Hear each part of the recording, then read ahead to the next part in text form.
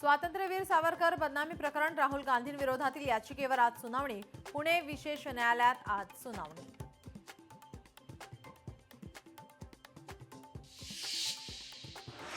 पालिकेने घरं पाडल्यासह पोलिसात तक्रार करा, माजी आमदार हर्षवर्धन जाधव यांचा नागरिकांना सल्ला। छत्रपती संभाजीनगरात पालिकेची अतिक्रमण हटाव मोहीम सुरू।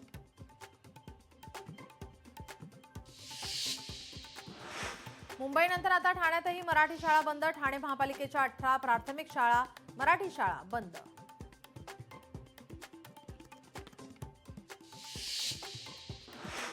हैदराबादवरून नाशिकसाठी 15,000 झाडे येणार। झाडांच्या रोपणासाठी अधिकाऱ्यांकडून जागेची पाहणी सुरू।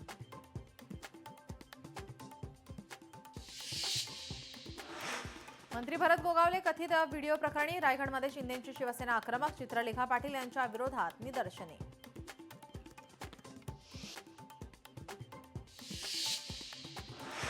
सोलापुरातील डॉक्टर शिरीष वळसंगकर आत्महत्या प्रकरण। वळसंगकर कुटुंबासह 7 जणांचे सीडीआर तपासले जाणार। वळसंगकर यांनी 18 एप्रिल रोजी केली होती आत्महत्या।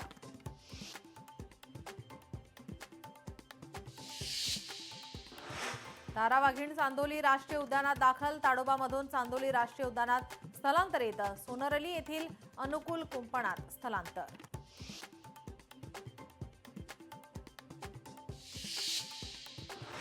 लोकसभेत वंदे मातरमवर 10 तास चर्चा। एका गीतावर चर्चेसाठी इतका वेळ घालवणं योग्य का? गायक विशाल ददलानींचा नेत्यांवर संताप।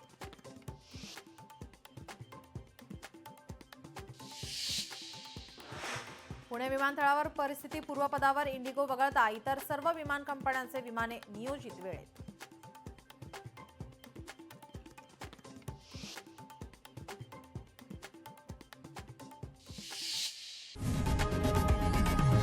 लोकशाही मराठी ऐका, पहा, जागरूक रहा।